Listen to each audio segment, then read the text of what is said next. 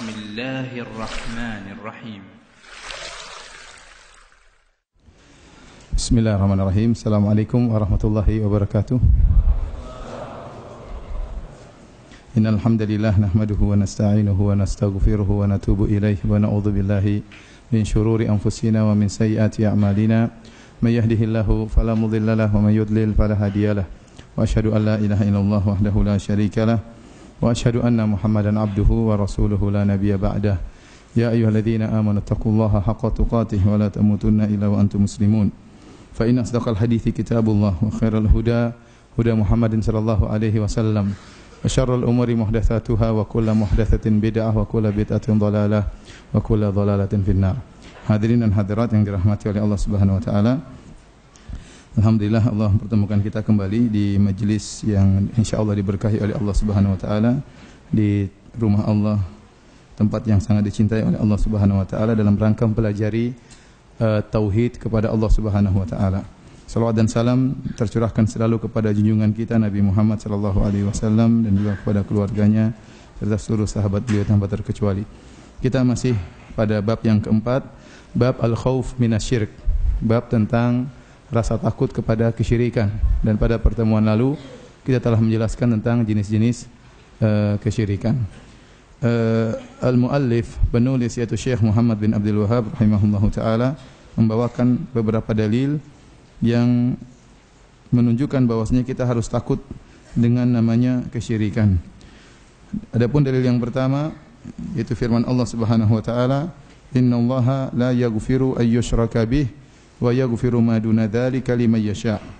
Sungguhnya Allah tidak mengampuni dosa kesyirikan dan Allah mengampuni selain kesyirikan bagi yang Allah kehendaki.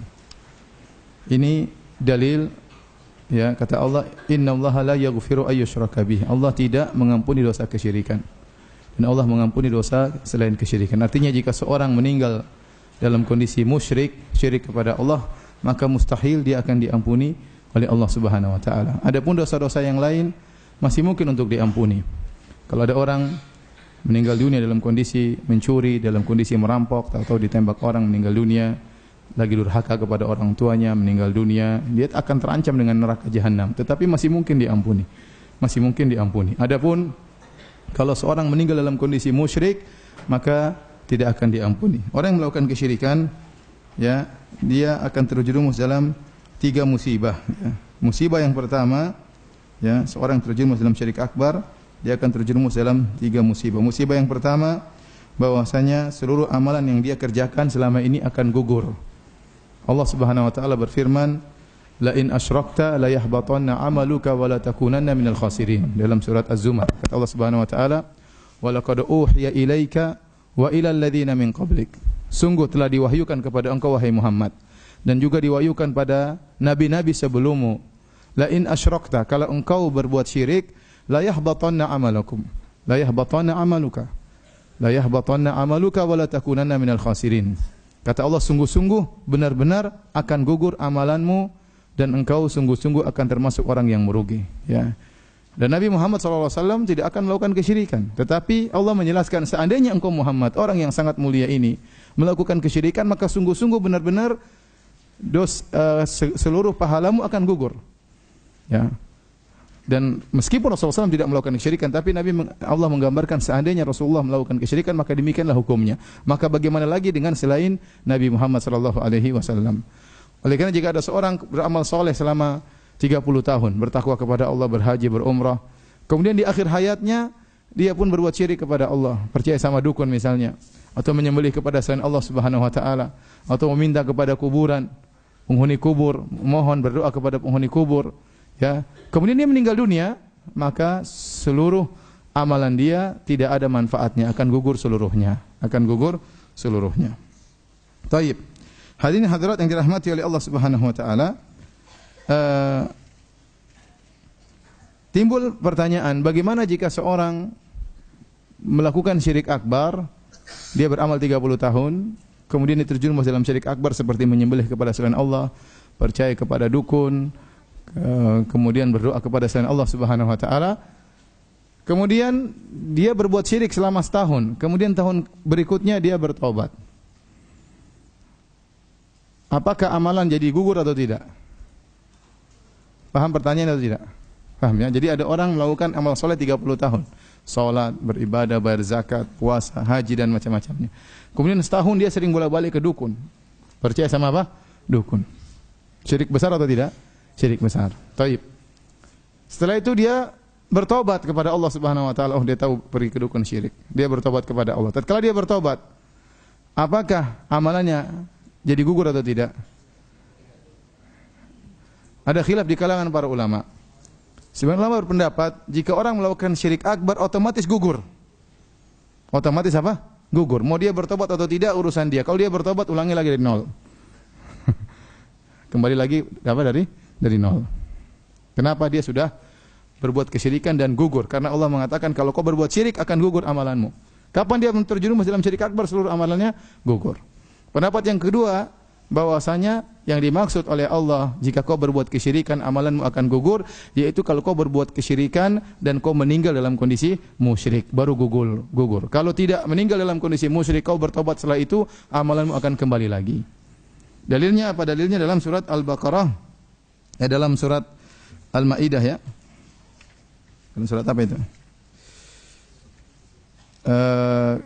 Surat apa?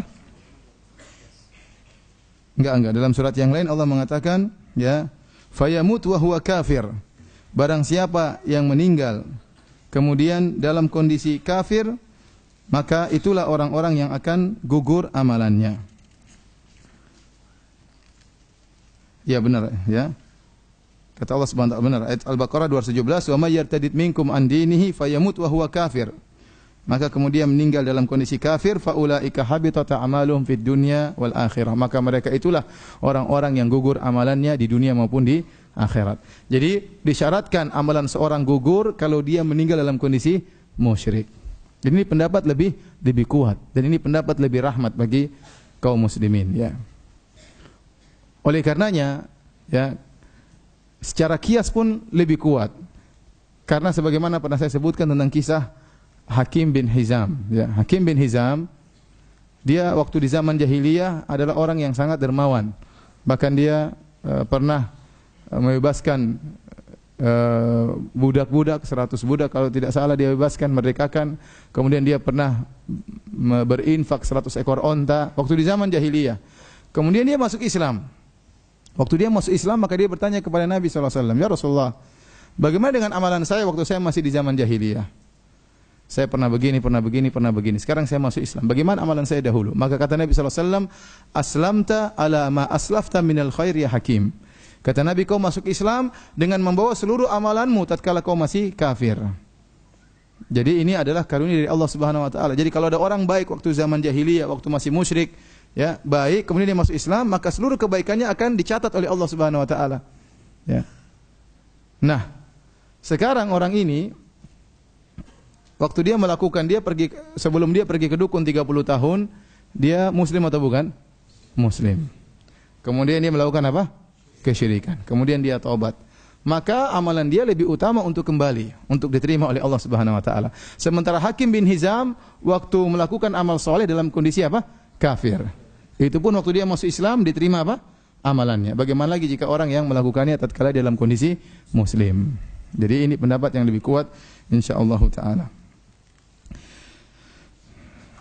Kemudian di antara musibah yang lain, bahwasanya orang yang melakukan syirik akbar tidak akan diampuni dosa-dosanya, betapapun baiknya orang tersebut. Ya. Berdasarkan ayat ini, innallaha la yaghfiru ayyushraka bih, Allah tidak akan mengampuni dosa kesyirikan. Kalau memang dosa kesyirikan masih boleh diampuni, maka Abu Thalib yang paling berhak untuk diampuni. Begitu besar jasanya terhadap Islam. Dia pasang badan untuk membela ponakannya Muhammad sallallahu alaihi wasallam. Dia rela mati untuk membela Rasulullah sallallahu alaihi wasallam. Dia terus berjuang membela Nabi sampai akhir hayatnya. Tetapi tatkala Nabi mohon ampunan baginya, maka Allah menegur, ya. Allah tegur, "Maka lin nabi walladzina amanu ayastaghfiru lil musyrikin walau kanu uli qurba." Tidak pantas bagi Nabi dan orang-orang beriman untuk mohon ampunan bagi orang-orang musyrikin meskipun mereka adalah karib kerabat. Tidak boleh, Allah melarang. Ya, makanya dalam hadis Dalam Sahih Muslim dan juga Musnad Imam Ahmad, Nabi SAW minta izin kepada Allah untuk beristighfar terhadap ibunya. Falam ya'dzan lahu, maka Allah tidak mengizinkan Nabi SAW untuk mohon ampunan bagi ibunya. Kemudian Rasulullah SAW minta izin untuk menziarahi kuburannya, maka Rasulullah SAW diizinkan oleh Allah Subhanahu wa taala. Maka Nabi pun menangis, wa abka man haulahu, dan para sahabat juga ikut menangis. Rasulullah SAW sedih melihat kondisi ibunya. Baik. Jadi orang kalau meninggal dalam kondisi musyrik, sebaik apapun tidak ada manfaatnya, tidak akan diterima ampunannya. Dia tidak akan bisa diampuni oleh Allah Subhanahu wa taala betapapun baik orang tersebut. Musibah yang ketiga, jika dia meninggal dalam kondisi musyrik, maka mustahil dia akan masuk surga. Allah Subhanahu wa taala berfirman, "Innahu may yusyrik billah faqad harramallahu alaihi al-jannah." Sungguhnya barang siapa berbuat syirik, maka Allah haramkan baginya surga, wa ma'wahun nar, dan tempat kembalinya adalah neraka jahanam. Wa malidh zalimina min ansar, dan tidak ada penolong bagi orang-orang berbuat kesyirikan. Ya, kata Allah Subhanahu wa taala, orang musyrik itu kapan bisa masuk surga? Kata Allah, hatta yalijal jamalu fi sammil khiyat. Kalau onta bisa masuk dalam lubang jarum, baru mereka bisa masuk surga, ya. Itu mustahil, ya. Ustaz, kalau lubangnya kita bikin besar, ya enggak. Ini ungkapan bahasa Arab. Ya, tidak mungkin onta bisa masuk lubang apa? Lubang jarum. Kalau lubangnya besar itu namanya lubang pipa gas, bukan lubang jarum, ya. Lubang jarum, ya. Jadi mustahil orang musyrik akan dikeluarkan dari neraka jahanam. Ini ancaman yang sangat pedih. Baik hadirin dan hadirat yang dirahmati oleh Allah Subhanahu wa taala, khilaf di kalangan para ulama. Apakah yang tidak diampuni hanya syirik besar atau juga mencakup syirik asghar? Hadirin dan hadirat yang dirahmati Allah Subhanahu wa taala, ada khilaf di kalangan para ulama, apakah yang tidak diampuni cuma syirik besar ataukah kalau orang meninggal dalam melakukan syirik kecil juga tidak diampuni? Allah berfirman, "Innallaha la yaghfiru an yushraka bihi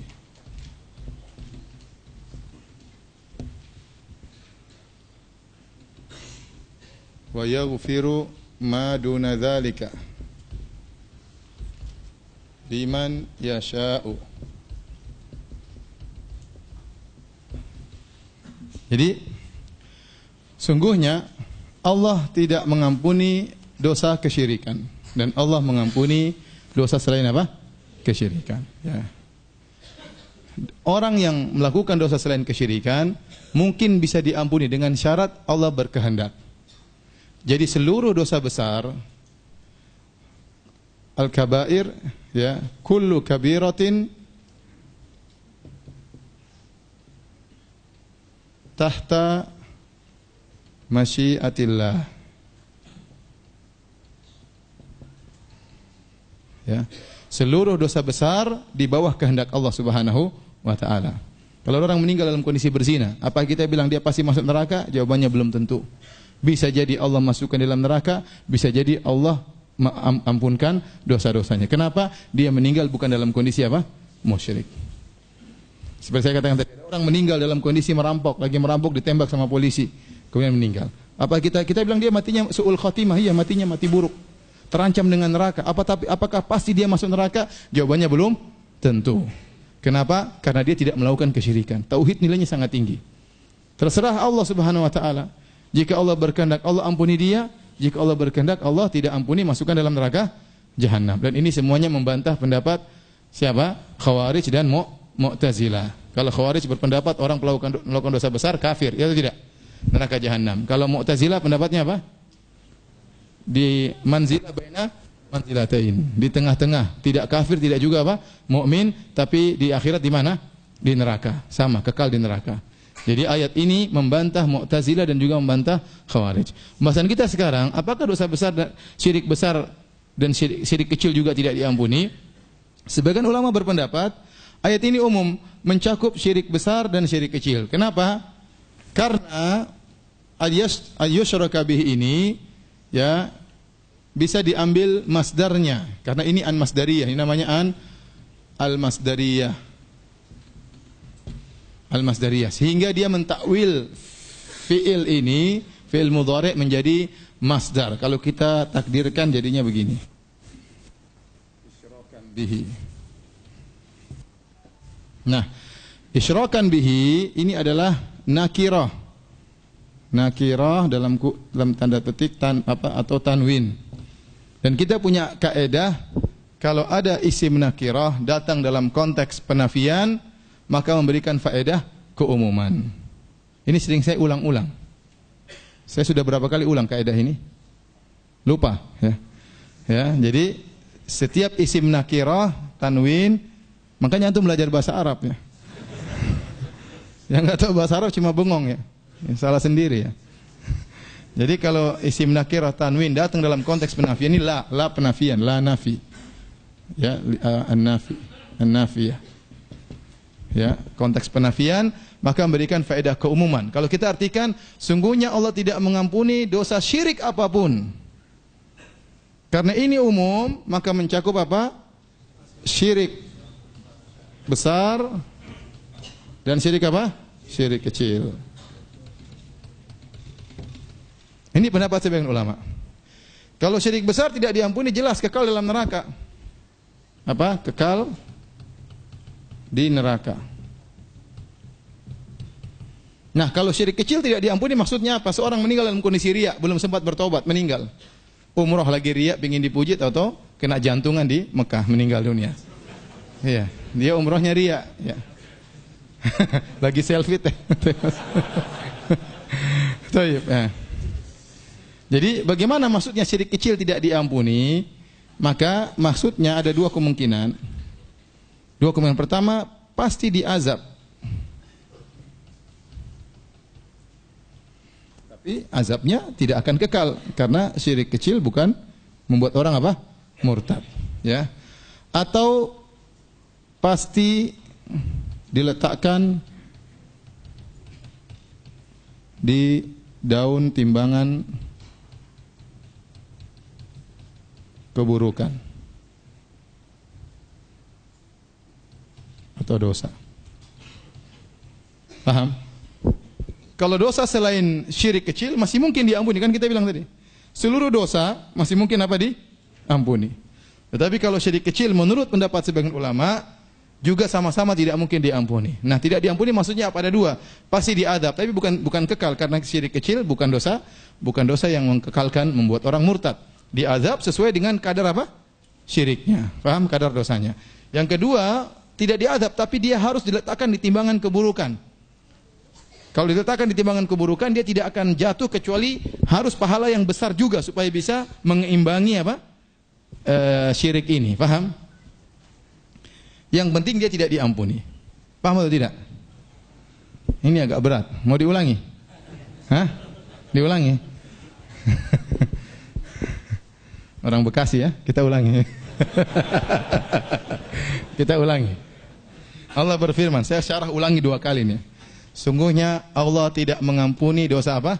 Syirik. Dan Allah mengampuni dosa selain apa? Syirik. Dosa selain syirik, apapun dosanya selain syirik, berzina, membunuh, merampok, ya, itu masih mungkin diampuni. Dengan syarat bagi orang yang Allah kehendaki. Jadi kalau ada orang melakukan dosa besar, kabir artinya dosa besar. Kalau ada orang melakukan dosa besar, kita pasti vonis dia masuk neraka? Tidak boleh. Mungkin dia masuk surga, mungkin dia masuk neraka. Kalau Allah ampuni, ya sudah selesai. Kalau Allah tidak ampuni, maka harus diadab dulu di neraka jahanam. Ya, ini namanya dosa selain kesyirikan. Nah, adapun syirik yang tidak diampuni adalah dosa syirik. Timbul khilaf di kalangan para ulama. Apakah syirik kecil juga tidak diampuni atau hanya syirik besar yang tidak diampuni? Kalau syirik besar tidak diampuni, semua sepakat. Syirik besar tidak diampuni. Tapi apakah syirik kecil seperti riya, bersumpah dengan nama selain Allah Subhanahu wa taala, ya, tatoyur, ya, mengkait-kaitkan nasib sial dengan apa yang dilihat dan apa yang didengar, ya, dengan mengkait-kaitkan nasib sial dengan angka tertentu, ya, dengan burung tertentu dan yang lainnya. Apakah dosa-dosa syirik kecil tersebut juga tidak diampuni? Maka pendapat pertama mengatakan tidak diampuni karena syirik di sini umum. Allah mengatakan Allah tidak mengampuni dosa syirik. Dan saya katakan di sini an masdariyah, tatkala masuk dalam fi'il mudhari memberikan takwil masdar, kita menyebutkan isyrakan bihi dan kita punya kaedah isyrakan ini tanwin. Seluruh isim kata benda, isyrak ini syirik kata benda dalam bahasa Arab. Kata benda kalau tanwin datang dalam konteks penafian tidak diampuni, maka memberikan faedah keumuman. Sehingga kalau kita artikan sungguhnya Allah tidak mengampuni dosa syirik apapun, baik syirik besar maupun syirik kecil. Nah, kalau tidak diampuni syirik besar maksudnya apa tidak diampuni? Kekal di neraka. Kalau syirik kecil maksudnya apa tidak diampuni? Ada dua kemungkinan. Pertama pasti diadab karena tidak akan diampuni, ya, tidak bisa diimbangkan dengan pahala apapun, tidak bisa. Ya, dia sudah semuanya ditimbang, tinggal syirik harus disiksa, baru kemudian diampuni. Atau pendapat kedua, pasti diletakkan di daun timbangan apa? Keburukan. Dan ini sangat berat kalau untuk mengimbangkan dosa syirik harus punya pahala yang sangat besar. Jadi menurut mereka syirik kecil ini tidak termasuk di sini, tidak termasuk dosa yang mungkin diampuni. Ya, ini pendapat yang keberapa? Pendapat yang pertama. Paham? Diulang lagi? Sudah cukup? Cukup ya. Taib. Pendapat yang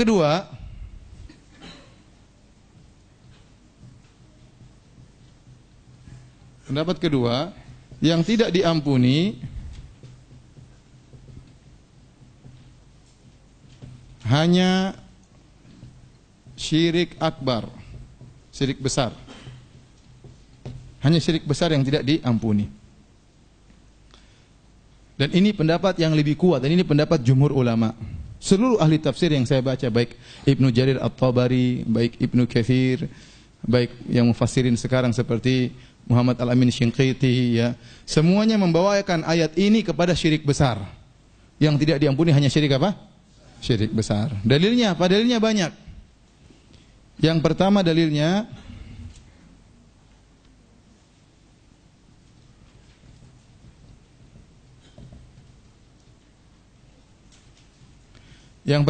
kalau kita baca ayat ini, sebelumnya Allah berbicara tentang orang-orang musyrikin ahlul kitab. Allah berbicara konteks ayat ini, kalau kita kembalikan sebelumnya, konteksnya sedang berbicara tentang apa?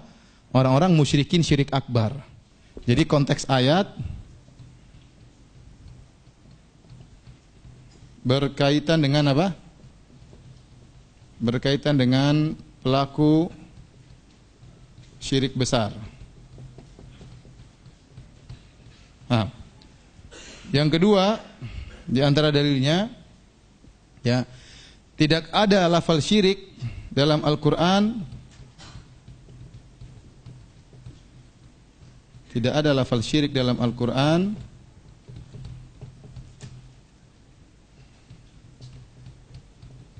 kecuali maksudnya adalah syirik besar.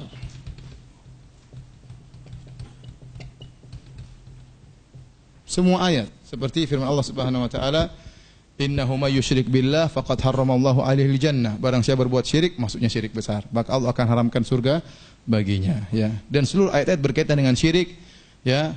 Misalnya innal ladzina kafaru min ahlil kitabi wal musyrikin. Sungguhnya orang-orang kafir dari kalangan ahlul kitab dan musyrikin. Maksudnya syirik apa?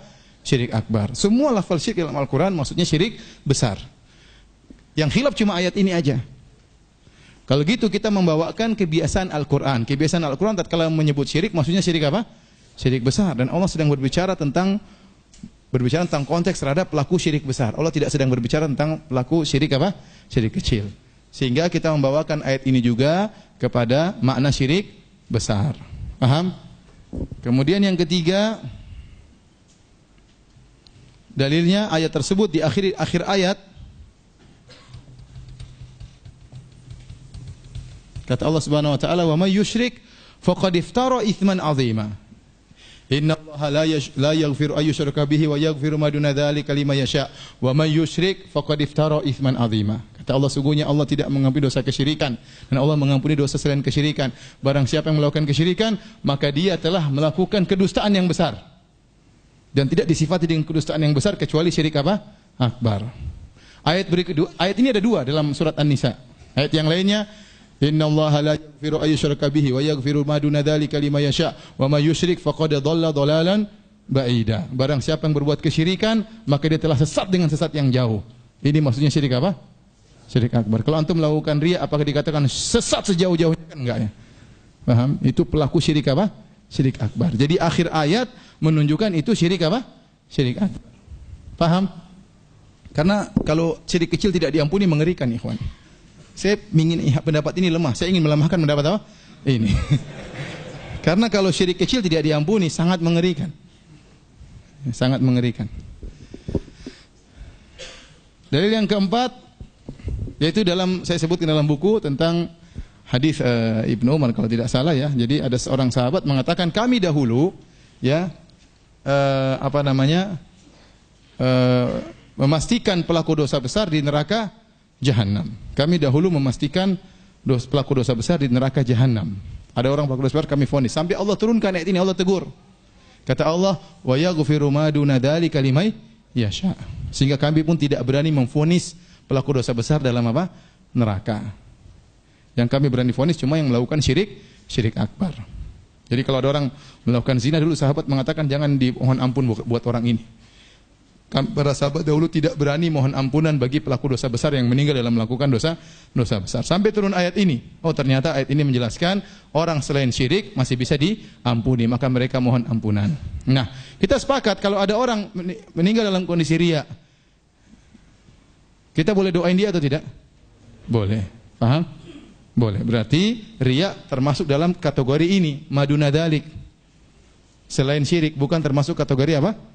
Syirik yang dimaksud dalam ayat ini. Paham enggak? Ini agak berat ya, memang begini belajar ya. Intinya apa coba? Intinya yang tidak diampuni cuma syirik besar. Kalau syirik kecil masuk kepada seperti dosa-dosa besar yang lainnya. Kalau Allah berkehendak Allah ampuni, kalau Allah berkehendak Allah azab, tidak diampuni. Fahimtum? Jawabannya fahimna. Fahimtum? Fahimna. Fahimtum? Fahimna ya. Nanya panjang ya. Fahimna. Kalau nanya pendek yaitu perempuan yang paham.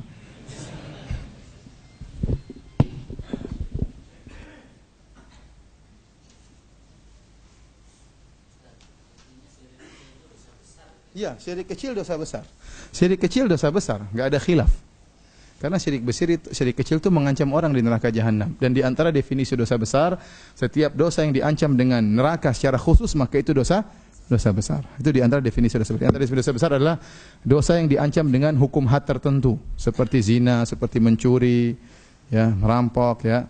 Itu menuduh orang tidak dengan tuduhan zina dan yang lainnya, itu ada hukum had secara khusus, maka itu dosa besar. Di antara juga definisi dosa besar, dosa yang diancam dengan adab tertentu di neraka Jahannam, maka itu juga dosa besar. Ini definisi para ulama. Kita lanjutkan para hadirin dan hadirat yang dirahmati oleh Allah Subhanahu wa taala. Ayat yang kedua yang dijadikan dalil oleh penulis ya, Syekh Muhammad bin Abdul Wahab agar kita takut kepada kesyirikan, yaitu doanya Nabi Ibrahim alaihissalam yang Allah abadikan dalam surat Ibrahim ayat 35. Ibrahim berdoa, wa junubni wa baniya an na'budal asnam. Ya Rabbku, jauhkanlah aku dan keturunanku dari penyembahan berhala. Dan ini luar biasa, Nabi Ibrahim bukan hanya mendoakan anak-anaknya, bahkan dia mendoakan dirinya. Padahal dia orang istilah kita bapak tauhid. Nabi Muhammad SAW diutus oleh Allah untuk memperbaharui agama nenek moyangnya, agama Nabi Ibrahim yang telah tercampur dengan kesyirikan, dilakukan pencampuran, kerusakan oleh orang-orang musyrikin. Jadi yujaddidu dina abihi. Kata para ulama, Nabi Muhammad SAW diutus untuk perbaiki agama bapaknya, untuk memurnikan kembali agamanya Nabi Ibrahim. Kenapa? Orang-orang Nasrani, orang Yahudi mengaku mereka pengikut Nabi Ibrahim. Maka Allah mengatakan, maka kana Ibrahimu Yahudiyan wala Nasraniyan, walakin kana Hanifan Muslima. Ya, wa ma kana minal musyrikin. Ya, bahwasanya Nabi Ibrahim ya bukanlah Yahudi, bukanlah Nasrani, tapi dia bertauhid dan dia tidak pernah berbuat syirik sama sekali. Makanya Nabi ingin memurnikan kembali ajaran Nabi Ibrahim. Yang dimurnikan ajarannya siapa? Ibrahim. Fattabi' millata Ibrahim hanifa. Allah mengatakan kepada Nabi Muhammad SAW, ikutilah ajarannya Nabi Ibrahim. Jadi tugas Nabi itu untuk memurnikan ajaran Nabi Ibrahim. Berarti dia bapak tauhid. Ternyata meskipun dia bapak tauhid, dia pun berdoa agar dia tidak terjerumus dalam kesyirikan. Padahal dia yang telah menghancurkan patung-patung. Dia yang telah berjidal, berdebat dengan para pelaku kesyirikan, penyembah berhala, dia jidali. Sampai nekat untuk dibakar, dia tidak peduli. Tauhidnya sangat kokoh. Dia juga berdebat dengan orang-orang yang menyembah bintang, menyembah matahari, menyembah rembulan. Jadi pakar tauhid kalau kita istilah kita. Pakar apa? Bukan pakar saja, juga penerapan. Luar biasa menerapkan. Ada orang pakar tauhid tapi tidak menerapkan. Ya. Pandai membagi tauhid, terbagi menjadi sekian. Kemudian tentang ini hafal dalilnya. tapi begitu ada ujian tidak sabar ya. Tauhidnya kurang mantap. Ternyata riya, sama tauhidnya enggak apa? Enggak mantap. Ya secara ilmu ngerti, tapi praktek kurang ya. Kalau Ibrahim alaihissalam dua-duanya mantap, ilmu mantap, praktek juga apa? Mantap. Sendirian bertauhid tatkala itu sampai mau dibakar oleh kaumnya, dan dibakar namun tidak terbakar. Meskipun demikian, beliau tetap berdoa, wa junubni, ya Allah jauhkanlah aku dan anak keturunanku dari perbuatan syirik. Makanya Ibrahim At-Taimi berkata, "Man ya'manu minal bala'i ba'da khalilillahi Ibrahim hina yaqul wa junubni wa bani an a'budal asnam." Siapakah yang merasa aman dari kesyirikan? Sementara Ibrahim kekasih Allah Khalilur Rahman berkata, "Wa junubni, ya Allah jauhkanlah aku dari kesyirikan." Ya, ingat. Syubhat itu sangat kata para ulama, al-qulubu dhaifah, hati itu sangat lemah, wa syubhatu khattafa, dan syubhat itu menyambar-nyambar. Ya, orang kalau dengar syubhat bisa masuk ke dalam hatinya, susah untuk keluar lagi. Tidak gampang ya. Kita dapati orang-orang pintar, bahasa Arab pintar, agama pintar, tahu-tahu terjerumus dalam syubhat-syubhat orang liberal. Ya. Dan ini sering banyak orang terjerumus dalam syubhatnya orang-orang apa? Liberal. Karena dia sok mendengar syubhat. Ya, akhirnya dia tidak diselamatkan oleh Allah Subhanahu wa taala. Sementara Nabi Muhammad sallallahu alaihi wasallam saja Allah berkata, ya, "Walaula an tsabbatnaka laqad kitta tarkanu ilaihim syai'an qalila. Idzan la adaqnaka dhi'fal hayati wa dhi'fal mamat." Kata Allah Subhanahu wa taala, ya, kalau bukan kami mengkokohkan engkau wahai Muhammad, kalau bukan kami yang membuat engkau tegar di atas iman, laqad kita tarkanu ilaihim syai'an qalila. Sungguh kau akan condong kepada mereka sedikit demi sedikit. Ini Nabi Muhammad SAW. Kenapa? Karena syubhat sangat banyak, godaan sangat luar biasa. Makanya Nabi tidak pernah merasa pede. Makanya dia berdoa. Sering di antara doa yang sering Nabi ucapkan tatkala dalam sujudnya, ya muqallibal qulub tsabbit qalbi ala dinik. Wahai yang bolak-balikan hati manusia, ya Allah Subhanahu wa taala tegarkanlah hatiku di atas agama. Ini diucapkan oleh Nabi. Nabi mengatakan, waktu ditanya, ya Rasulullah, kenapa Anda sering baca doa ini? Kata beliau, inna qulubal ibad baina usbu'aini min asabi'ir rahman yuqallibuha kaifa yasha. Sungguhnya hati-hati manusia itu di antara dua jemari Allah, Allah bolak-balikkan sebagaimana yang Allah kehendaki. Insya'a azaghahu, kalau Allah berkehendak, Allah akan simpangkan hati seorang. Oleh karenanya, orang-orang yang sudah mendapat hidayah, mereka berdoa, Rabbana la tuzigh qulubana ba'da idh hadaitana. Ya Rabb kami, jangan kau simpangkan hati kami setelah kau memberikan petunjuk kepada hati kami. Ya, karena musuh kita sangat berat. Musuh kita siapa? Iblis. Iblis itu luar biasa, tidak pernah kelihatan, sudah sangat berpengalaman ya. Sudah enggak mati-mati dari dulu ya. Pengalaman dia menggoda luar biasa. Dia sudah tahu model kayak gini, digoda dengan cewek pasti mampus ya. Iblis sudah tahu. Yang begini digoda dengan duit pasti mampus. Yang gini digoda dengan jabatan pasti mampus. Yang ini digoda dengan popularitas pasti mampus ya.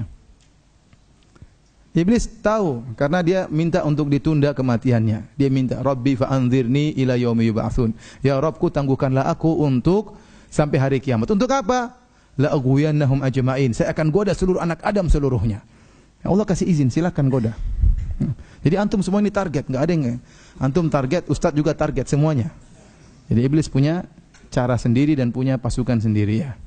Ya. Kalau kita tidak minta tolong kepada Allah, enggak mungkin kita selamat. Syubhat begitu mudah. Ya, syahwat. Jadi ada dua, ada syubhat, ada syahwat. Betapa orang ya mungkin syubhat dia bisa bertahan, syahwat dia tidak kuat. Ada orang sebaliknya, mungkin syahwat disuruh kasih wanita dia tegar, tidak peduli ya. Tapi dikasih syubhat langsung masuk ya. Syubhatnya sehingga kemudian dia ragu dengan agamanya ya. Oleh karenanya para hadirin dan hadirat yang dirahmati oleh Allah Subhanahu wa taala, tidak boleh kita merasa pede dengan apa iman kita yang kita miliki. Kita senantiasa berdoa. Kalau Ibrahim berdoa, jauhkanlah aku dari anak keturunanku dari kesyirikan, maka kita lebih utama untuk berdoa ya. Abu Bakar radhiyallahu anhu minta belajar doa kepada Nabi sallallahu alaihi wasallam agar dijauhkan dari kesyirikan. Baik, hadirin dan hadirat yang dirahmati Allah Subhanahu wa taala, ini juga dalil bahwasanya kita bukan hanya mendoakan diri kita, tapi kita mendoakan juga anak keturunan kita. Makanya kalau kita lagi sholat, doain kita, doain anak-anak kita, putri-putri kita, putra-putra kita, doain agar mereka dijauhkan dari syubhat, agar dijaga dari fitnah syahwat dan yang lainnya. Apalagi di zaman sekarang ini, zaman yang penuh fitnah. Taib. Kita lanjutkan dalil yang ketiga. Rasulullah SAW bersabda, lihat halaman 108, kata Nabi SAW, akhwafu ma alaikum asyirkul asghar. Sesuatu yang paling aku khawatirkan menimpa kalian adalah syirik kecil. Fasu'ila anhu, maka ditanya kepada Nabi apa itu syirik kecil? Faqala ar-riya, yaitu riya. Dan riya ini adalah perkara yang dikhawatirkan oleh Nabi menimpa para sahabat. Karena riya ini hanya menimpa orang-orang soleh. Kalau orang-orang tidak soleh, apa yang mau dia riakan ya? Kalau dia tukang minum bir, mau pamer apa ya? Kalau dia tukang berzina apa ini? Tapi yang model yang mudah terkena riya itu justru orang-orang yang soleh, yang umroh, yang sholat berjamaah, yang bersedekah, donatur, ya, ketua yayasan, ketua masjid, ini yang rawan-rawan apa? Riya. Ustadz, ya, rawan apa? Riya. Mana-mana orang minta ketemu, orang-orang telepon, ya, minta tanda tangan zaman sekarang. Kalau antum jalan nggak ada yang minta foto kan? Jadi kemungkinan riya kecil. Ini berat, jadi justru maksud saya orang-orang yang punya kelebihan dalam bidang agama justru itu yang rawan apa? Riya. Makanya Nabi mengatakan akhwafu ma akhwafu alaikum, yang aku khawatirkan menimpa kalian dari para sahabatku adalah apa? Riya. Rasulullah SAW ingatkan kepada mereka. Nah, kalau para sahabat dikhawatirkan terkena riya, bagaimana lagi dengan kita, ya. Tidak ada yang sibuk untuk membersihkan hatinya dari riya kecuali orang-orang yang muwahhidun, yang ahli tauhid, yang benar-benar ingin mengikhlaskan niatnya. Baik, hadis ini selengkapnya untuk melihat halaman 109, Nabi SAW berkata, "Inna akhwafa ma akhafu alaikum asyirkul asghar." Sungguhnya yang paling aku khawatirkan menimpa kalian adalah syirik kecil. Qalu, mereka bertanya para sahabat, "Wa ma syirkul asghar ya Rasulullah?" Apa itu syirik kecil wahai Rasulullah? Kata Rasulullah SAW, "Ar-riya", yaitu riya, beramal untuk dilihat, beramal untuk dipuji, untuk disanjung. Yaqulullahu azza wa jalla lahum yaumal qiyamah. Maka Allah akan berkata kepada orang-orang yang riya ini pada hari kiamat, "Idza juziyan nas bi a'malihim." Tatkala Allah memberi ganjaran pahala bagi orang-orang di hari kiamat kelak. Kata Allah kepada orang-orang yang riya, "Idhabu ilal ladzina kuntum turauna fid dunya." Pergilah kalian kepada orang-orang yang dulu kalian cari muka di dunia. Dulu kalian beramal soleh, ingin dipuji sama si fulan, sana cari pahala sama dia. Fanzuru hal tajiduna indahum jazaan, lihatlah apakah kalian akan mendapati ganjaran dari orang-orang tersebut. Dan kalau di dunia seorang beramal soleh supaya dipuji sama Pak Gubernur, supaya dipuji sama Pak Wali Kota, supaya dipuji sama Pak Camat, sana cari pahala sama Pak Gubernur, sama Pak Wali Kota, sama Pak Camat. Apakah ada ganjarannya? Enggak ada sama sekali. Enggak ada sama sekali. Maka kita rugi kalau kita beramal soleh hanya sekedar ingin dipuji oleh manusia. Ingin dipuji oleh ustadz, ingin dipuji oleh murid. Ini semua perkara yang sia-sia, ya. Tapi kita berusaha beramal soleh karena siapa? Karena Allah Subhanahu wa taala. Karena kita akan dipermalukan oleh Allah. Allah mengatakan, "Idhabu ilal ladzina kuntum turauna fid dunya." Pergilah kalian mencari pahala dari orang-orang yang dahulu kalian cari muka terhadap mereka, ya. Baik.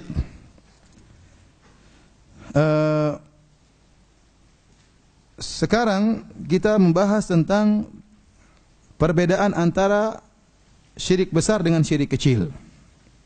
Lihat halaman 110 sampai 111, ya. Adapun perbedaan antara syirik besar dan syirik kecil, yang pertama, syirik akbar menghapus seluruh amal, sedang syirik kecil hanya menghapus amal yang disertainya saja. Jadi kalau ada orang riya, ya, dia umroh kali ini ikhlas, umroh kedua riya, maka cuma umroh kedua saja yang tidak diterima oleh Allah. Umroh kedua yang gugur. Umroh ketiga riya lagi, gugur lagi. Umroh keempat ikhlas, baru ngaji. Aduh, saya kenapa yang maka umroh yang keempat diterima lagi, ya. Ada orang bersedekah, sedekah 10.000 ikhlas, sedekah 1 juta riya, yang 1 juta tidak diterima, yang 10.000 diterima, ya. Seperti itu. Jadi yang gugur hanya yang dicampuri saja. Itu riya. Adapun kalau syirik akbar tidak, syirik besar, meninggal dalam syirik besar seluruh amalan apa? Gugur. Sebagaimana kita jelaskan pada awal pengajian. Kemudian yang kedua, syirik akbar mengakibatkan pelakunya kekal dalam neraka. Sedang syirik kecil tidak sampai demikian. Tadi telah kita jelaskan. Ya, syirik kecil tidak akan buat orang kekal di neraka. Syirik kecil masih mungkin bisa diampuni. Kalaupun tidak diampuni, maka cuma diadab sesuai dengan apa? Dosa tersebut. Dan akhirnya masuk surga. Yang ketiga, syirik akbar menjadikan pelakunya murtad, keluar dari Islam. Kalau orang melakukan syirik akbar, dia murtad, keluar dari Islam. Ya. Adapun syirik kecil tidak menyebabkan seorang keluar dari Islam. Taib, yang sedang kita bahas syirik kecil di sini adalah riya. Syirik kecil banyak, insyaallah akan kita jelaskan di kemudian hari. Apa itu makna definisi syirik kecil dan apa macam-macamnya. Tapi yang sekarang kita bahas adalah riya, ya. Riya, ya, artinya secara bahasa dari ro'a yura'i riya'an, fa'ala yufa'ilu fi'alan seperti jahada yujahidu jihad. Jadi ro'a dari ro'a, ya ini.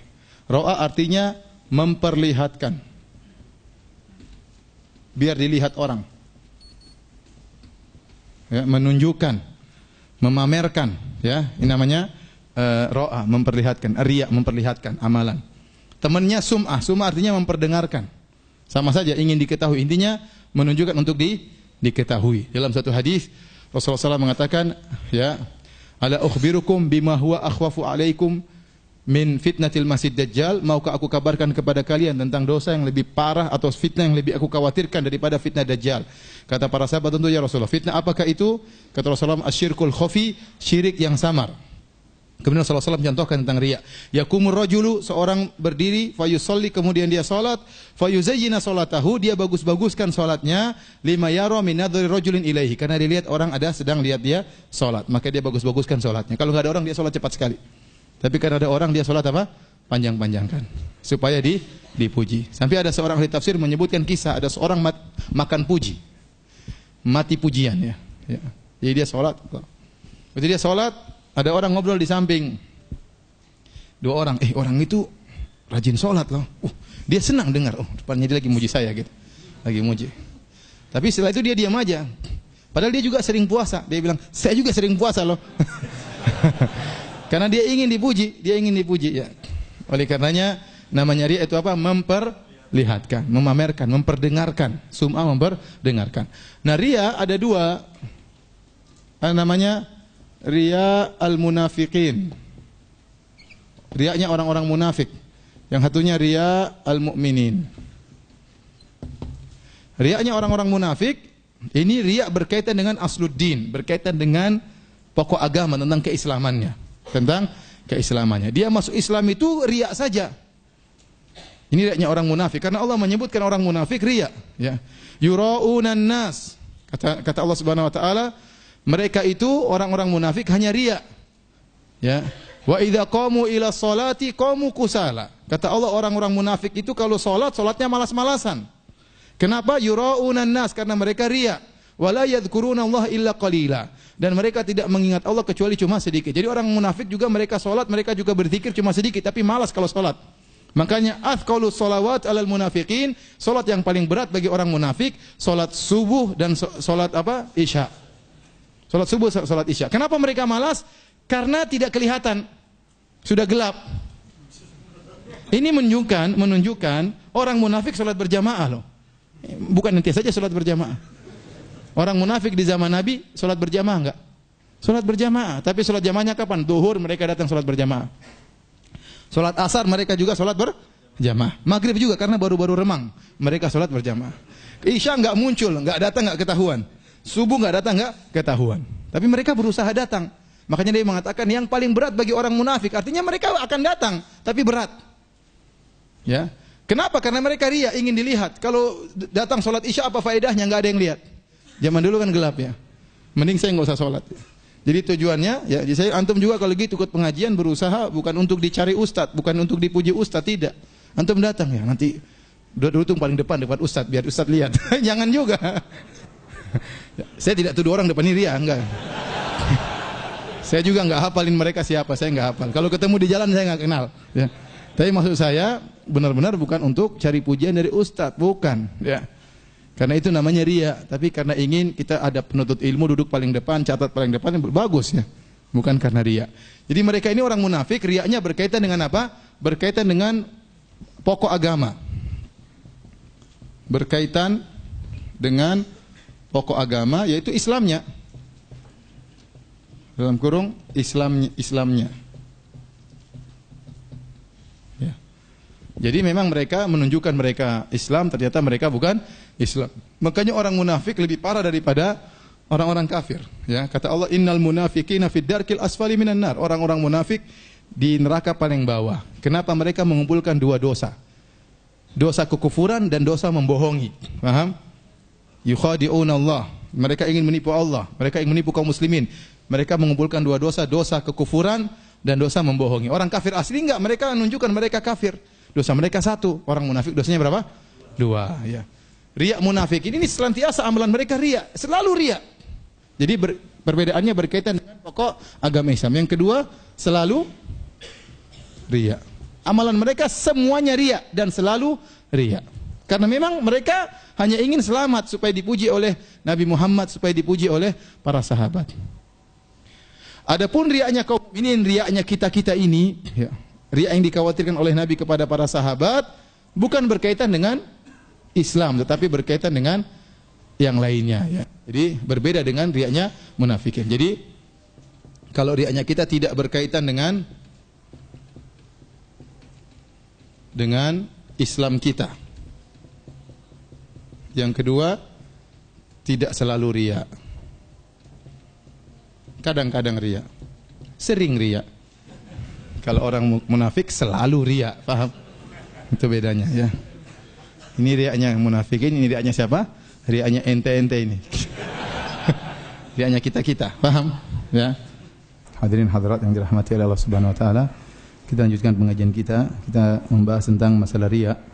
Sebagaimana kita jelaskan bahwasanya riya secara bahasa diambil dari ro'a, yura'i, riya'an yang artinya memperlihatkan, menampakkan, dan telah kita jelaskan bahwasanya riya terdiri atas dua, yaitu riya orang-orang munafik dan riya'nya orang-orang beriman ya. Sekarang kita akan bahas hukum-hukum yang berkaitan dengan riya ya.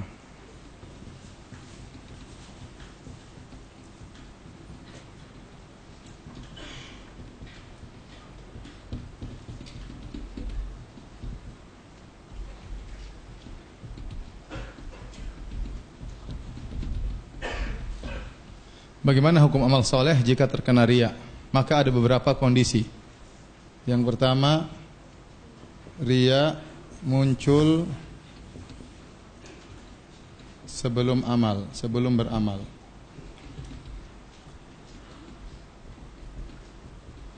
Maka hukumnya amalnya tidak diterima.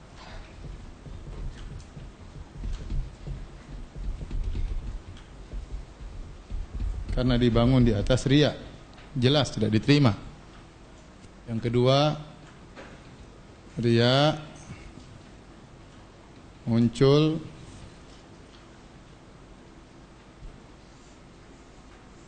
di tengah amal. Bagaimana jika riya muncul di tengah amal? Maka dilihat di tengah amal.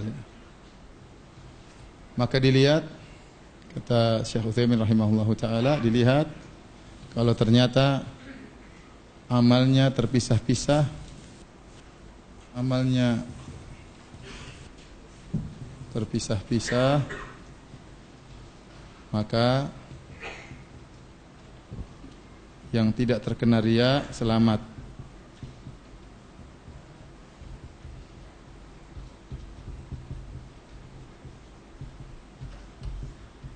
Contoh sedekah. Kalau ada orang sedekah 10.000, ikhlas, kemudian 2 menit kemudian dia sedekah 100.000 riya, maka yang tidak diterima yang mana? Yang 100.000. Ya, karena sedekah pertama tidak ada kaitannya dengan sedekah kedua. Contoh sedekah pertama 10.000, ikhlas, 2 menit kemudian, antum bagusnya didikte kan? Nah apa, biar nempel di kepala.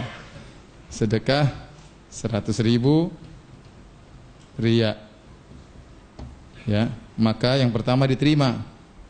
Yang pertama diterima karena tidak ada kaitannya, tidak terkait dengan sedekah yang kedua. Paham? Paham tidak? Paham. Yang kedua, amalnya terkait dari awal hingga akhir.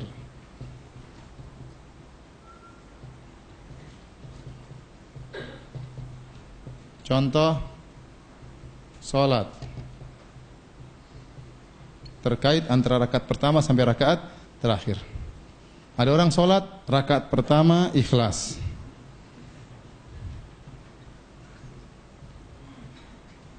Ikhlas. Rakaat kedua riya.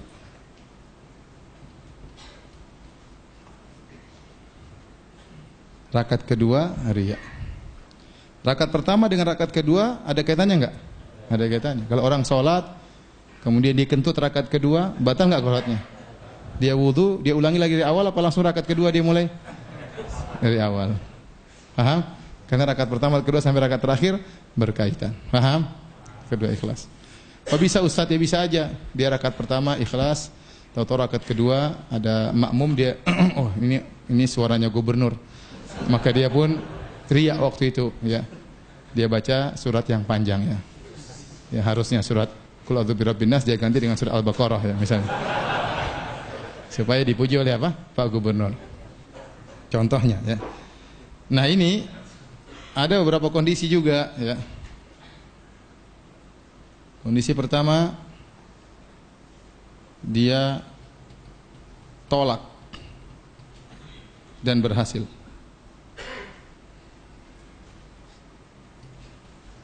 Maka amalnya diterima.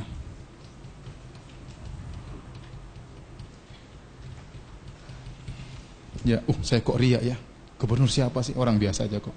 Dia lawan dalam hatinya. Ya, ngapain saya cari muka sama gubernur? Rugi. Ya udah. Akhirnya dia ikhlas kembali. Paham? Maka amalnya diterima. Karena dia berjuang melawan apa? Riya. Justru perjuangannya juga dapat pahala. Paham? Maka antum kalau terkena riya harus lawan. Lagi ceramah tahu-tahu kena riya jangan berhenti. Berhenti pulang enggak. Ente lawan itu riya. Ente lawan itu riya. Ya, jangan berhenti lawan riya. Usir karena ini perjuangan. Perjuangan dapat pahala. Paham? Yang kedua ditolak tapi tidak berhasil. Dia tolak tidak berhasil, riya terus sampai selesai. Gimana nasibnya? Amalnya tetap diterima. Amalnya apa? Diterima. Kenapa? Dia sudah berusaha. Dan Allah berfirman, la yukallifullahu nafsan illa usaha. Allah tidak mau di luar kemampuan. Dia sudah berusaha. Tidak berkutik di hadapan apa? Riya. Sudah berusaha tidak bisa hilang riyanya. Ya. Yang ketiga, tidak ditolaknya. Yang ketiga dinikmati. Orang muji, dia nikmat dipuji orang. Puji orang, wah nikmat benar. Indah-indahkan bacaannya.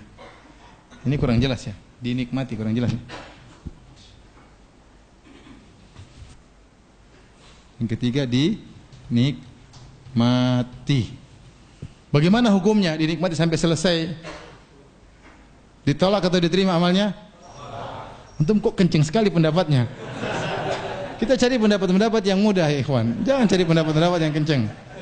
Paham? Dinikmati ini ada dua pendapat.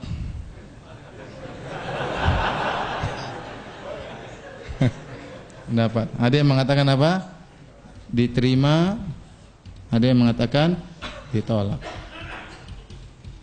Pendapat ditolak dipilih oleh Syekh Utsaimin rahimahullahu taala ya. Ini Syekh Utsaimin karena menurut dia rakaat pertama sampai terakhir berhubungan. Kalau riya rakaat ketiga sudah dari pertama buyar semua amalan tidak diterima. Ini riya dan dia biarkan riya tersebut. Pendapat pertama diterima ini pendapat Hasan al-Basri, pendapat Imam Ahmad rahimahullahu taala dan pendapat ini mengatakan yang jadi patokan adalah awal niatnya ikhlas. Awal niatnya ikhlas, maka amal dibangun dengan berdasarkan niat apa? Awalnya. Maka amalnya tetap diterima meskipun tidak sesempurna orang yang ikhlas dari awal sampai akhir. Paham? Tetapi tetap diterima amal solehnya. Pendapat ini lebih ringan. Mudah-mudahan pendapat ini yang lebih kuat. Sekali lagi, belum tentu pendapat yang paling kencing lebih benar ya. Ya. Ada sebagian orang pendapat yang paling kencing lebih benar. Belum tentu. Belum tentu. Yang paling benar ada yang lebih kuat dengan apa? Dalil. Paham? Taib. Sekarang kondisi ketiga. Ini papan tulisnya sudah besar padahal ya. Mahal kah papan tulis? Yang ketiga, riya.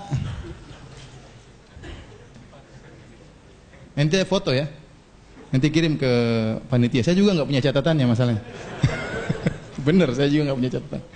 Tapi riya setelah amal, benar. Setelah amal.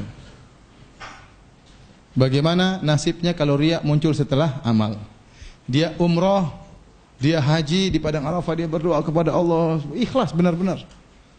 Kemudian, tidak lama kemudian, 5 bulan kemudian, dia cerita, saya waktu di padang Arafah, saya nangis-nangis. Tapi tujuannya riya. Saya nangis-nangis, saya berdoa, ya Allah, orang-orang pada main-main, saya berdoa terus ya. Masya Allah katanya, Masya Allah, Masya Allah, Masya Allahin dirinya sendiri. Masya Allah. Ada orang begitu, ya, Masya Allah apa dirinya, tidak apa. Dia kagum sama dirinya.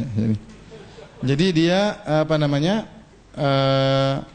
Setelah beramal baru muncul apa? Riya. Bagaimana nasib amalnya? Pendapat ente gimana? Diterima tidak? Diterima sekarang berubah. Pilih pendapat yang lebih ringan ya sekarang ya. Ada 2 pendapat. Yang pertama, diterima.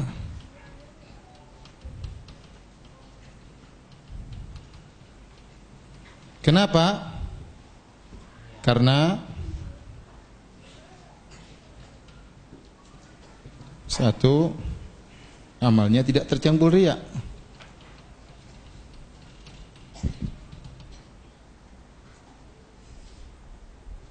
Karena amalannya tidak tercampur riya. Amalnya tercampur riya atau tidak? Tidak, sudah selesai. Kenapa ditolak? Ya. Dan riya itu, riyanya dosa tersendiri. Tidak ada kaitannya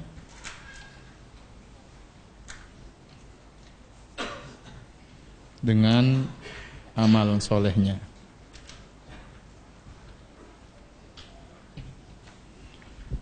Paham? Ya.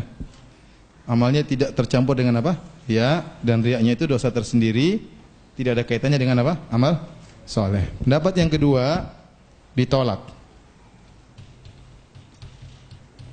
Ini pendapat Ibnul Qayyim.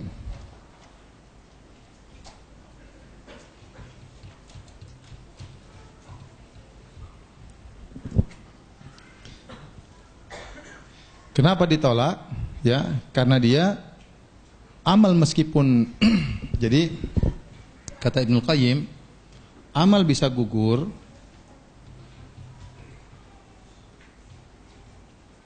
dengan sebab yang datang setelahnya.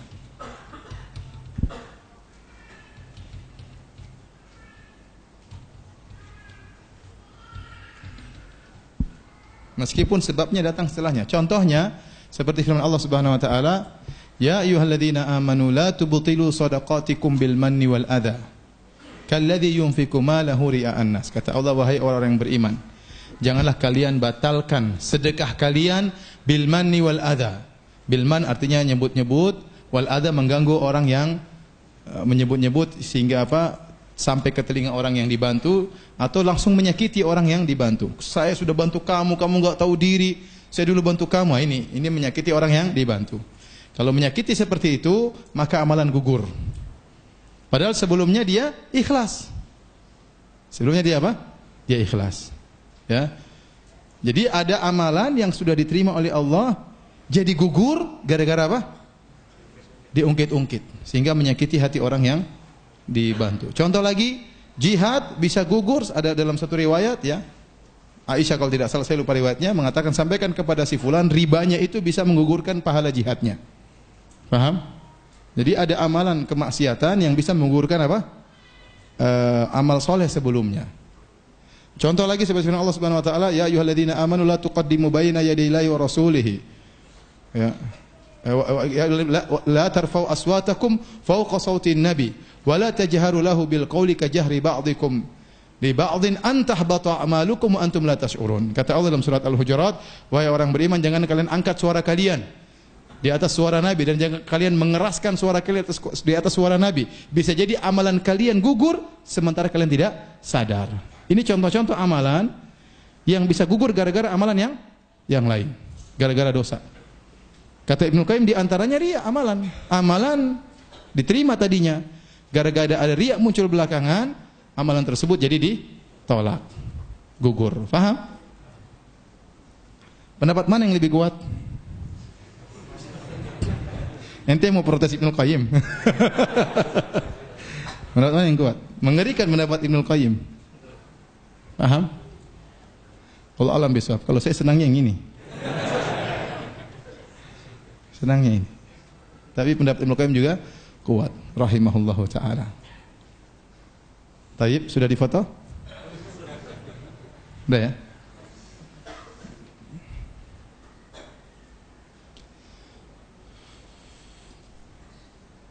Taib. Antum catat.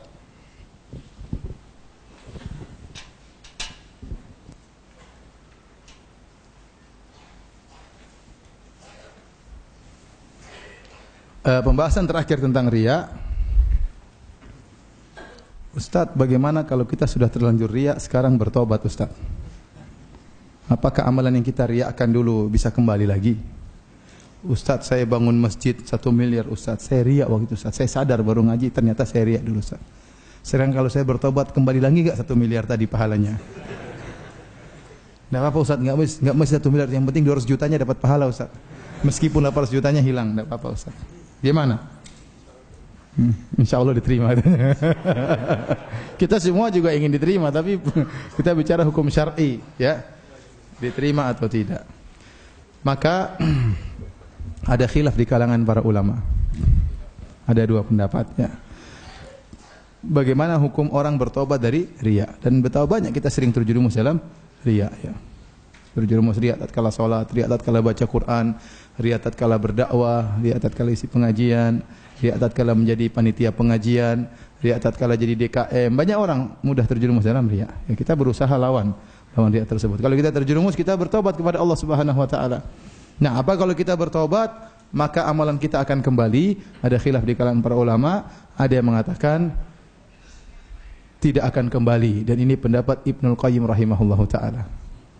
Ibnu Qayyim pendapatnya kencang dalam masalah ini, ya. Karena dia sangat menutup pintu segala pintu apa?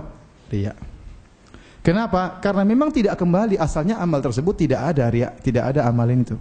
Jadi amal terkena riya, amalnya tidak diterima. Kalau tidak diterima, apa yang mau kembali? Paham? Jadi tidak ada kembali-kembalian. Bertobat, kalau kata Ibnu Qayyim, kalau Anda dalam kitabnya Al-Wabilus Shayyib, kalau Anda riya, beramal soleh Anda riya, kemudian amal Anda gugur dan Anda terjerumus dalam dosa. Jadi saya ingatkan, kalau orang riya itu tidak menjadikan amalannya 0, tidak, tapi menjadi minus, jadi dosa. Paham atau tidak? Orang melakukan riya, pahalanya 0 apa jadi dosa? Jadi dosa, jadi melakukan dosa. Sudah amalnya tidak diterima, dia juga berdosa. Nah, kata Ibnu Qayyim rahimahullah, kalau orang melakukan amal karena riya, ada amalnya tidak diterima, ada 2 terkumpul pada orang ini. Amalnya tidak diterima dan dia berdosa. Kalau dia bertobat, maka dosanya gugur, amal tetap tidak diterima. Paham? Paham ya? Saya ulangi, orang yang riya, ya, terkumpul padanya 2 perkara. Pertama, amalnya tidak diterima, yang kedua, dosa riya. Kalau dia bertobat dari dosa riya, dosanya gugur, amalnya tetap tidak diterima karena asalnya tidak diterima. Ini pendapat Ibnu Qayyim rahimahullahu taala. Ini pendapat yang kencang. Ya. Pendapat yang kedua, amal diterima. Kenapa? Orang yang beramal soleh karena riya, harusnya amalnya diterima. Ini logika berpikir lain. Harusnya amalnya diterima, namun tidak jadi diterima gara-gara ada riyanya. Paham? Ada penghalangnya. Wa ma mana'ahum an tuqbala minhum nafaqatuhum illa annahum kafaru billah. Kata Allah, tidaklah mencegah mereka diterima sedekah mereka, tidak tercegah kecuali karena mereka kafir kepada Allah. Nah, kalau mereka beriman, terimalah amalan tersebut. Jadi amal soleh ini harusnya diterima, namun ada penghalangnya apa? Riya. Tatkala seorang bertobat dari riya, penghalangnya hilang, amalnya diterima. Paham? Ini pendapat lebih kuat.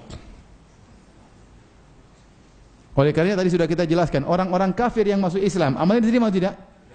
Diterima akhirnya. Kenapa? Harusnya diterima, namun karena mereka kafir tidak bisa diterima. Tatkala kekafirannya hilang, amalnya otomatis diterima. Ini pendapat lebih kuat dan semoga itu pendapat yang benar ya. Tapi kalau pendapat yang benar pendapat Ibnu Qayyim, mampus kita. Jadi jangan gampang-gampang riya, nanti saya bertobat belakangan. Belum tentu ya. Jangan, enggak boleh. Hati-hati. Ya, riya ini perkaranya sangat rawan. Kalau perkaranya mudah, ngapain Nabi takut? Para sahabat ditimpa apa? Riya. Waktu Rasulullah mengatakan paling aku khawatirkan riya, berarti perkaranya berbahaya, ya, karena bisa menggugurkan amal seseorang. Karena setan tidak peduli Anda beramal sebanyak apapun enggak apa-apa. Penting Anda riya selesai. Kata setan, ya sudah, dia lebih capek beramal kemudian gugur daripada orang tidak beramal sekali, sama sekali tidak capek. Ini orang sudah beramal banyak, sudah keluar duit banyak, ternyata apa? Riya. Ini lebih mantap bagi setan orang seperti ini. Kenapa? Sudah capek-capek ternyata tidak diterima. Jadi setan tidak perlu Anda beramal sebanyak apapun, bagi setan yang penting amal Anda tidak diterima. Ya. Makanya Ibnu Qayyim mengatakan Fariya, kata Ibnu Qayyim dalam kitabnya Al-Wabilus Sayyib, fariya wa indaqqa fahuwa muhbitun lil amal. Kata Ibnu Qayyim, sungguhnya riya itu meskipun tipis, dia akan menggugurkan amal. Ada orang beramal soleh, riya tercampur dalam amal tersebut. Ya. Apakah 10%, apakah 90% riyanya sama saja. Yang penting ada kecampur riya sedikit, maka apa? Gugur. Dan ingat, riya itu dikatakan mensyirikan Allah, artinya dia ada niat kepada Allah tapi tercampur apa? Riya. Justru namanya riya itu berarti Anda masih punya niat kepada Allah, cuma tercampur apa? Ingin dipuji. Faham? Itu namanya syarik, mensyarikatkan Allah. Anda ingin beramal sekaligus untuk Allah dapat pahala akhirat, sekaligus ingin dipuji. Konsentrasi atau persentasi riya Anda tercampur dalam amal tersebut sama saja. Mau 1%, mau 2%, mau 10% sama saja. Mau 100%, mau 90% sama saja, akan menggugurkan amalan tersebut. Karena Allah tidak ingin disyarikatkan. Sama saja Anda beramal soleh, ingin dipuji 1000 orang, sama ingin dipuji 2 orang, sama saja. Amal soleh tersebut tidak diterima oleh Allah Subhanahu wa Ta'ala. Demikianlah para hadirin dan hadirat yang dirahmati Allah Subhanahu wa Ta'ala, kajian kita pada malam hari ini. Kalau ada yang bertanya, saya persilahkan. Wallahu ta'ala a'lam bissawab.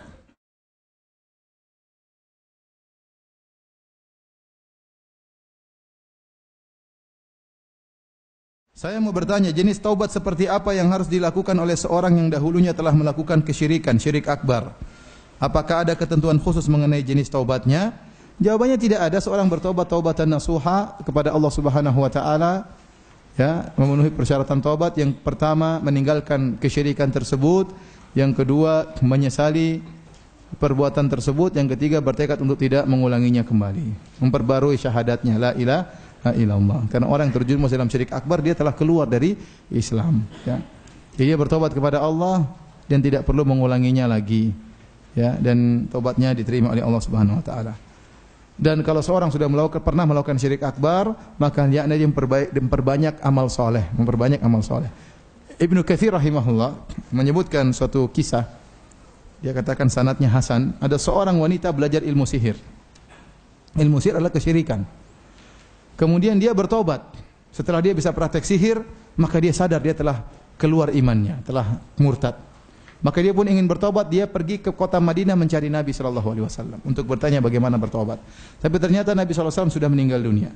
Maka dia pun bertanya kepada para sahabat, bagaimana cara saya bertobat? Para sahabat tidak ada yang berani beri fatwa, karena dosanya sangat besar. Dosa apa? Syirik, belajar ilmu sihir. Padahal dia belum praktekkan ke orang lain. Dia baru praktekkan untuk dirinya, ternyata bisa terjadi keajaiban. Dia sadar ini ilmu sihir. Maka sahabat offer yang lain sampai akhirnya kalau tidak salah ketemu Ibnu Abbas. Kata dia, dosa saya begini-begini. Kata Ibnu Abbas, kau punya orang tua, ya punya ibu, berbaktilah kepadanya. Ya. Dengan berbakti mudah-mudahan bisa menimpali dosa apa? Syirik yang pernah kau lakukan. Maksud saya kalau orang pernah melakukan syirik akbar, maka hendaknya dia perbanyak ibadah-ibadah yang luar biasa, di antaranya berbakti kepada orang tua. Jadi bertobat insyaallah. Para sahabat dahulu banyak yang musyrikin. Umar dulu orang musyrik ya. Utsman juga. Ya orang dulu tidak bertauhid kepada Allah, tapi akhirnya Allah beri hidayah dan mereka menjadi orang-orang yang hebat. Pada saat kita mengerjakan sesuatu, begitu kita sadar itu riya, bagaimana kalau kita beristighfar? Iya, langsung beristighfar. Astagfirullah. Ternyata saya apa? Riya. Ya, mudah-mudahan Allah memperbaiki amalan saya. Ingin dipuji merupakan tabiat manusia. Bagaimana cara supaya tidak riya, Ustaz? Ya. Itulah ujian. Sama kita laki-laki senang lihat perempuan cantik, tapi kita tidak boleh lihat istri orang. Paham? Ya. Itulah ujian. Kalau Anda ingin merubah hati Anda, tidak ingin riya sama sekali, ini susah. Tabiat manusia ingin apa? Dipuji. Tapi kita lawan. Itulah perjuangan, namanya ikhlas. Ikhlas itu ibadah yang sangat mulia. Ya, maka banyak cara supaya kita tidak ingin dipuji, seperti kita menyembunyikan amalan, tidak ingin popularitas, tidak ingin pamer-pamer, tidak ingin nunjukkan-nunjukkan, banyak cara. Berdoa kepada Allah Subhanahu wa taala. Kalau timbul riya kita beristighfar, itu namanya kita melawan. Tapi itu akan terus menyertai kita karena memang sifat manusia apa? Ingin dipuji. Itulah ujian. Ya. Dan saya sering sampaikan bahwasanya jika seorang selalu berusaha untuk ikhlas, meskipun dia terjerumus dalam riya, insyaallah Allah ampuni. Yang penting Allah tahu Anda itu berusaha untuk melawan apa? Riya. Meskipun Anda terjerumus dalam riya tersebut. Karena untuk membuat hati kita tidak ingin riya mustahil, kita manusia ingin dipuji. Ya. Karena kita bukan malaikat. Maka kita harus lawan perasaan tersebut, dan itulah ujian. Kata Allah Subhanahu wa taala, Kutiba alaikumul qitalu wa huwa kurhul lakum. Diwajibkan atas kalian berperang sementara hal itu dibenci oleh kalian. Ya. Jadi siapa manusia suka bunuh-bunuh orang? Enggak ada yang suka. Ya. Tetapi terkadang diwajibkan perang padahal kita tidak suka perang. Allah sebutkan. Ya. Perasaan tidak suka perang itu ada, tetapi dilawan. Karena berjihad di jalan Allah Subhanahu wa taala. Sama, kita punya cinta kepada pujian, tapi kita lawan perasaan tersebut. Cari jalan supaya kita tidak makan puji. Apakah suka memposting foto-foto di media sosial termasuk bagian dari riya? Tergantung foto apa dulu ya. Ya. Kalau foto kemudian tidak ada kaitannya dengan ibadah ya. Seperti seorang foto produk dia karena dia jualan ya sudah. Fotonya isinya herbal terus. Jualan ya. Fotonya makanan, ini jualan makanan memang harus difoto supaya orang beli ya, itu namanya bukan riya. Ustadz, boleh enggak saya pamer masakan saya? Ya boleh, karena memang ente jualan. Ya. Kalau enggak dipamer gimana orang mau beli? Ya, tapi jangan sampai ujub, jangan sampai apa? Sombong. Ya. Jadi riya itu dalam hal ibadah. Kalau bukan dalam hal ibadah, bukan namanya riya. Ya, kalau Anda bekerja sama orang, ya Anda tunjukkan Anda bekerja. Jangan Anda sembunyi. Ente bekerja enggak? Enggak, jangan. Gimana mau digaji kalau enggak diketahui? Jadi ente tunjukkan ente kerja. Ente tunjukkan ente bekerja, ente bahwasanya kerjaan Anda bagus, enggak jadi masalah karena itu bukan apa? Bukan riya. Riya itu berkaitan dengan amal soleh. Nah, kalau orang menunjukkan amal dia dalam masalah dunia, ini kalau berlebihan bisa terjerumus dalam ujub atau apa? Sombong. Tapi kalau tidak jadi masalah. Seperti orang ikut tender, dia harus tunjukkan atau tidak? Dia tunjukkan kehebatan dia, pengalaman dia, enggak jadi masalah. Yang penting dia bukan sombong, tapi dia sampaikan begini kreasi dia, ya. Bagaimana yang dia lakukan supaya dia menang tender. Ini enggak jadi masalah. Tapi kalau foto-foto berkaitan dengan ibadah, lagi umroh, kemudian selfie lagi, ini kita tidak boleh nuduh orang riya, tidak boleh. Tetapi ini sangat membuka pintu apa? Pintu riya. Sangat membuka pintu riya. Ya. Kenapa ingin tunjukkan bahwasanya saya begini, saya begini? Jangan. Ya. Jangan. Hati-hati. Jangan main-main dengan riya. Kalau antum lihat ini celah bisa menimbulkan riya, sudah tidak usah antum spekulasi. Ya. Rugi. Ente udah umroh, bayar mahal, kemudian apa? Riya. Apalagi pendapat Ibnu Qayyim, habislah ente. Duit habis, sudah ngutang belum bayar, kemudian riya lagi. Apakah termasuk riya jika kita beramal dengan tujuan agar orang juga ikut beramal? Jawabannya tidak. Yang penting kita karena Allah Subhanahu wa taala. Tapi sangat tipis antara niat ingin dipuji dengan niat untuk memotivasi. Ya. Ustadz, saya tampilkan foto umroh saya di Facebook supaya orang semangat umroh. Yang benar. Benar Ustadz, coba cek lagi. Enggak Ustadz, sekalian riya. Oh, sekalian itu bahaya. Kalau sekalian itu tidak diterima ya. Jadi hati-hati. Ustaz, apakah dalam memahami dalil harus secara tekstual dan kontekstual, atau kapan harus dibawa ke pemahaman tekstual dan kapan secara kontekstual? Karena seringkali orang liberal membawakan hal tersebut untuk membela pendapatnya. Nah, orang liberal itu ngawur. Mereka tidak punya kaedah dalam kontekstual dan tekstual ya. Mereka punya metode tafsir namanya hermeneutika, dan itu metode tafsir tanpa kaedah. Ya, para ulama sudah menjelaskan namanya mantuk, adanya mafhum, ini semua ada aturannya. Ya, adapun orang liberal kalau ternyata tekstualnya mendukung mereka, mereka tekstualkan. Kalau tidak mendukung mereka, mereka kontekstualkan sesuai dengan hawa nafsu mereka. Dan ini sudah saya bahas dalam disertasi saya. Saya lihat bahwasanya tafsir mereka ikut hawa nafsu mereka, ngawur, tidak nyambung, tafsir potong-potong, ya, mengambil copot ayat cuma separoh, tidak dilanjutkan, dan itu sering mereka lakukan. Contohnya, ini namanya kaedah orang mabuk. Orang mabuk pernah masuk ke masjid ngelarang orang sholat. Kalian ngapain sholat? Allah berfirman, fawailul lil musallin. Celaka bagi orang-orang yang sholat. Titik. Dia tidak lanjutkan. Orang liberal seperti itu, sering pakai kaedah orang mabuk, sering. Ya. Benar, sering. Dia mengatakan, katanya bebas kalian beriman, bebas kalian tidak beriman, enggak ada masalah. Ini privasi manusia, tidak boleh ikut campur. Tuhan saja tidak ikut campur, apalagi ente bicara agama orang lain, enggak boleh. Faman syaa'a falyu'min, faman syaa'a falyakfur, kata Allah. Barang siapa yang ingin beriman, berimanlah, barang siapa yang kafir, kafirlah, kata Allah. Titik. Jangan titik, lanjutin. Kata Allah, inna a'tadna lidzalimina naran ahata bihim suradiquha. Kata Allah, yang mau kafir silakan kafir, kami siapkan neraka jahanam, kata Allah. Paham? Jangan diberhentikan tengah jalan, lanjutin. Orang liberal suka seperti itu. Ya. Demikian para hadirin dan hadirat yang dirahmati Allah Subhanahu wa taala, kajian kita pada malam hari ini. Insyaallah kita lanjutkan pekan depan ya, mungkin tentang fikih Ramadan mungkin ya. Nanti lihat kondisi dan ya. Subhanakallah bihamdik asyhadu an la ilaha illa anta astaghfiruka wa atubu ilaik. Assalamualaikum warahmatullahi wabarakatuh.